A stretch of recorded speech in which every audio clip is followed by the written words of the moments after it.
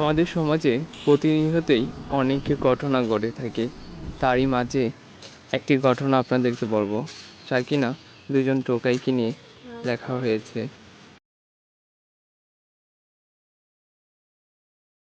আর আমাদের সমাজে সবচেয়ে নির্মম ও অসহায়ভাবে জীবনযাপন করে এই টোকাইরা। পথে ঘাটে, রাস্তার ময়লা আবর্জনায় তাদের স্থান হয়। তাদেরকে নিয়েই আজ আমাদের গল্প, টোকাইয়ের জীবন কাহিনী।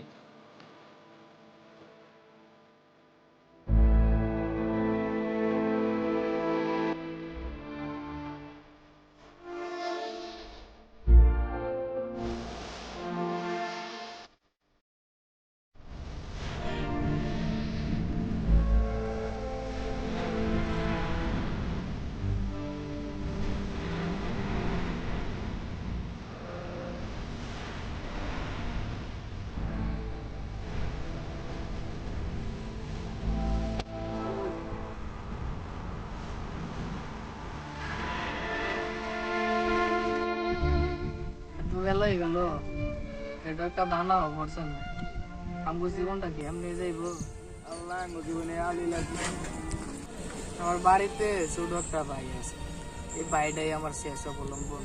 এটা ছাড়া আমার আর কেউ নেই। বন্ধু, তোর একটা ভাই আছে, আমার জীবনে কেউ নেই, মাত্র তুই ছাড়া আছে।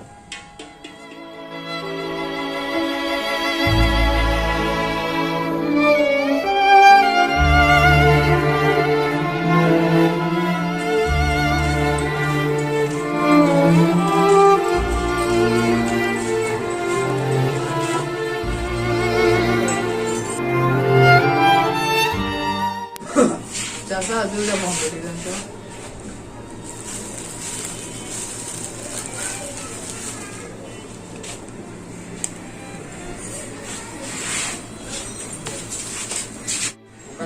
জায়গা নাই দোকানে, যাও বাইরে কইলো ওখানে বসে জায়গা আছে বাইরে।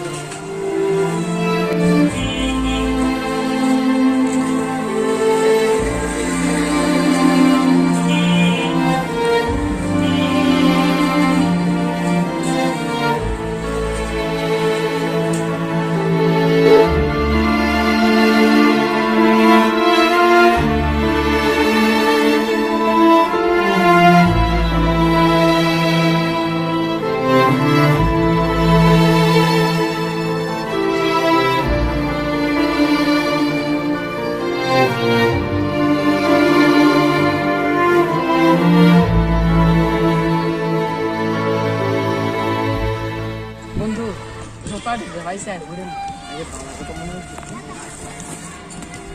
জলদি কাজ করে রাখছো চিন্তা লাগে কেন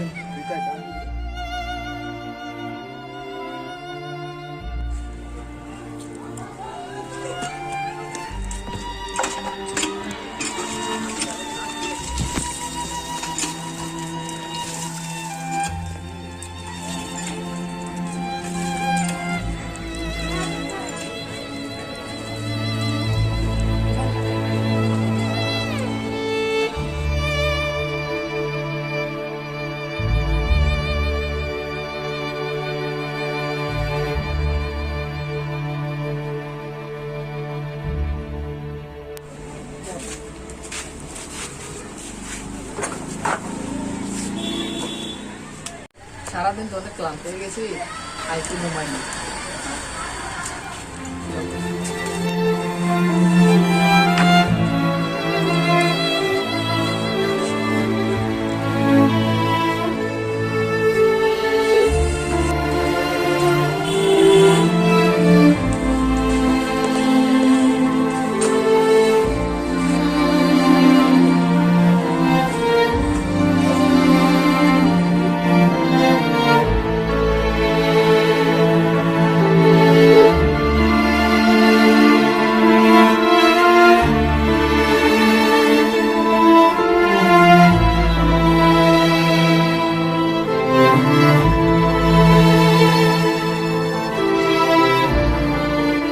আর এভাবেই তাদের দিনের পর রাত আসে।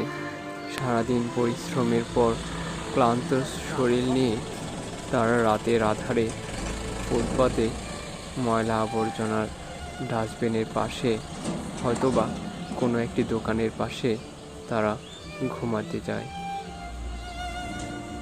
বন্ধুরে, আজকে সারাটা দিন অনেক কাজ করছি, খাটাখাটি গেল, আই শুয়ে পড়ি, রাত্রে হয়ে গেল। শুয়ে পড়ি,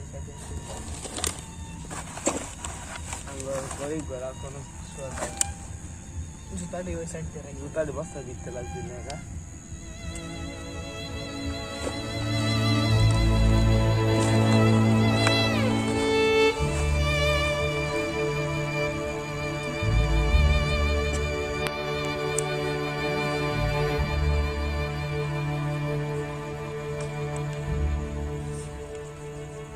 ভাই চালু করো।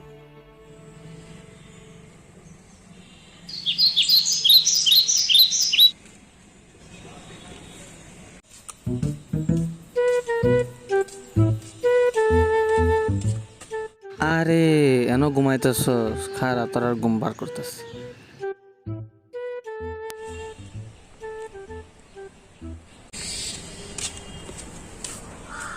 এই আনা ঘুমাত করে উঠ উঠ, ঘুমাত করে উঠ উঠ, ঘুমাত করে গাতে।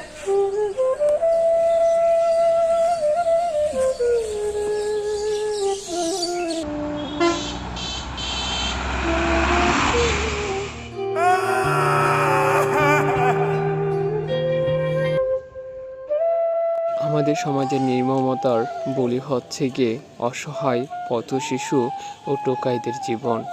তারা দিন শেষে এভাবেই তাদের মৃত্যু হয়, হয়তোবা কোনো রাস্তা বা ময়লা আবর্জনার পাশেই তাদের মৃত্যু হয়। আমরা তাদের দিকে চোখ তুলে তাকেও না। আর এরই কারণে আমাদের সমাজ থেকে ঝরে পড়ছে অসংখ্য পথশিশুদের জীবন। আমরা তাদের বিন্দু পরিমাণ রক্ষাও করতে পারছি না।